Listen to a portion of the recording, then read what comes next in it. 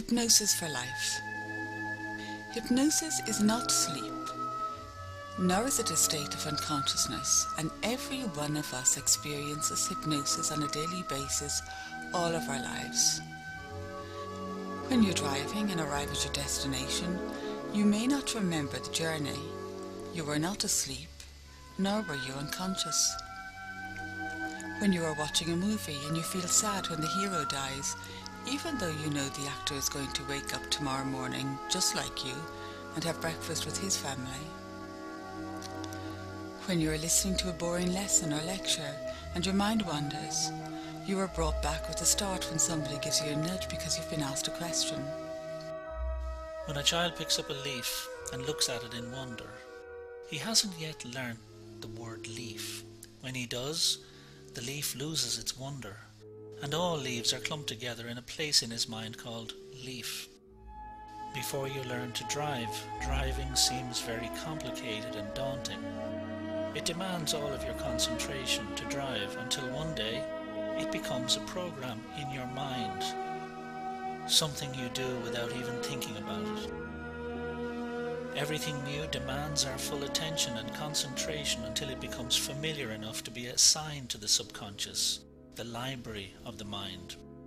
Once in the subconscious, it can be called up instantly when needed.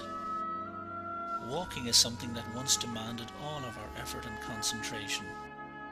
But now mastered, we do it without thinking, and this goes for most things we do.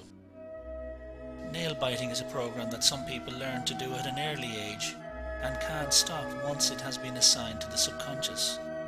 Smoking and overeating are more programs assigned to the subconscious and activated when triggered by familiar events or circumstances. Hypnosis is like a gateway to the library of your mind, enabling you to access those programs and beliefs your mind has assigned to the subconscious. So much of what we say, do and think is controlled by what we have learned and assigned to the subconscious as we go about our daily lives on autopilot. Some people will scream in terror when they see a spider or a mouse, although there is no logical explanation for such a reaction. This kind of irrational fear is something we teach ourselves to feel, and can be learned by observing somebody else's reaction when we were very young. Our very first method of learning is by mimicking our parents. This is how we learn to speak. A baby in his mother's arms could quickly learn to mimic mother's reactions to a spider, and this is just one of the many programs assigned to the subconscious before we can even remember doing it.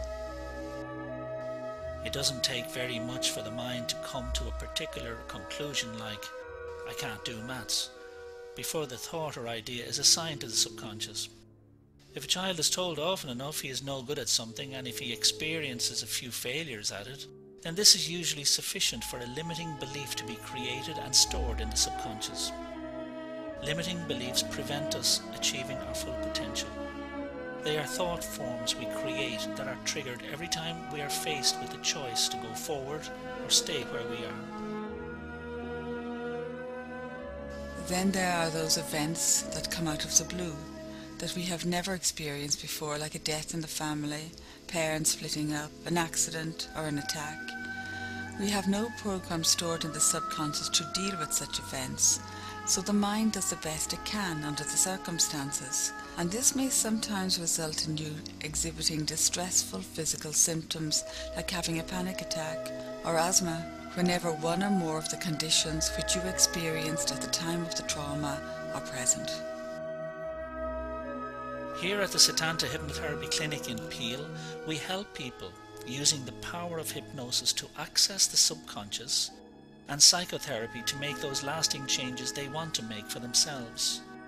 We do not claim to cure anybody of anything, but rather we specialize in helping people to cure themselves. www.manxhypnosis.com